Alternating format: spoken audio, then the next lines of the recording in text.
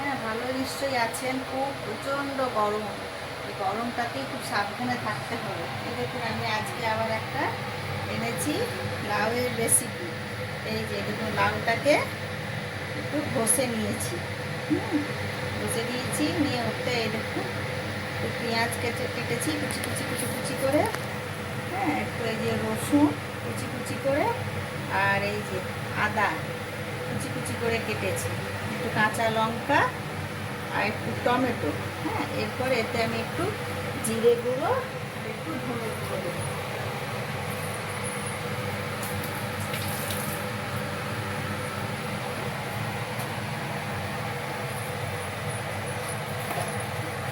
এই 1 চামচ মতো জিরে গুঁড়ো দিলাম।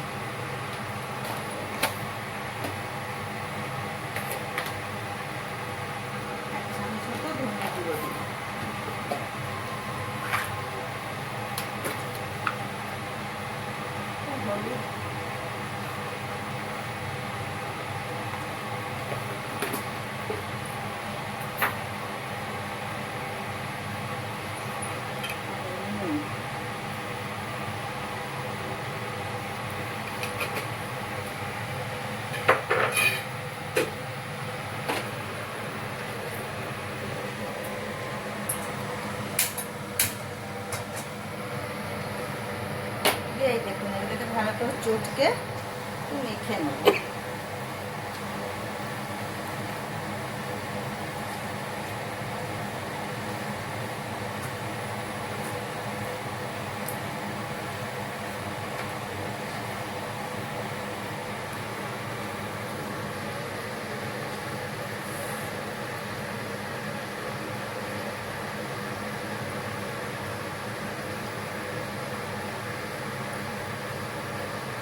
চটকে মেখে নিলাম।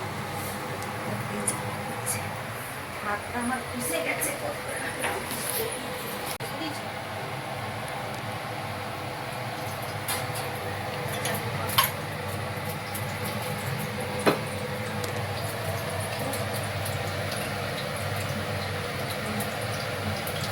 একটা শুকনো লঙ্কা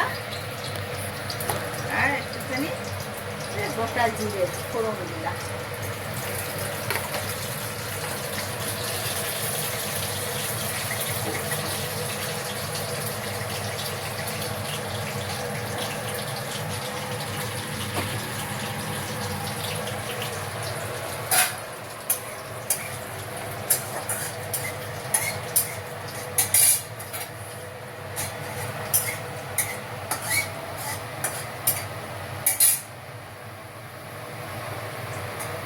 আর দেখুন, ফোড়নটা হয়ে গেছে।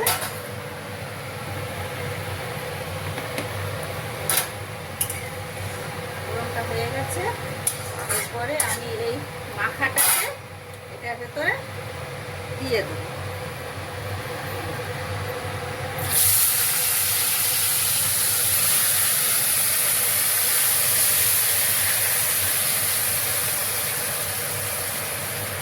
দিয়ে দিলাম, যে এটা এবার ঢাকা দিয়ে দিচ্ছি, নিজে এতে সেদ্ধ হবে। ঢাকা দিয়ে দিলাম, এবার এটা হোক।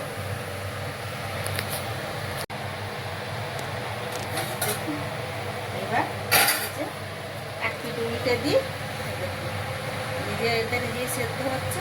উল্টে দিলাম, উল্টে দিলাম। এখন আরেকটু হবে। দেখুন, রংটা একদমই কত সুন্দর এসছে। ভোগ আরেকটু গেলাম, সেদ্ধ হবে।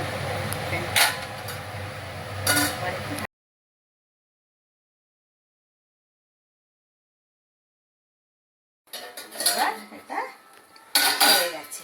এই যে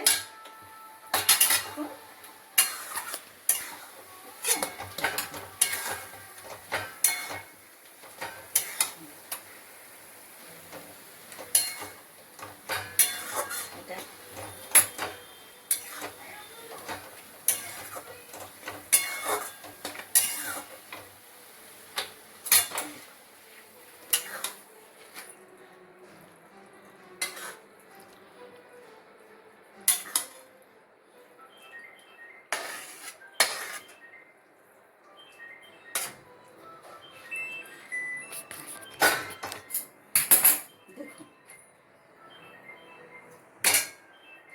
লাউয়ের ভর্তা।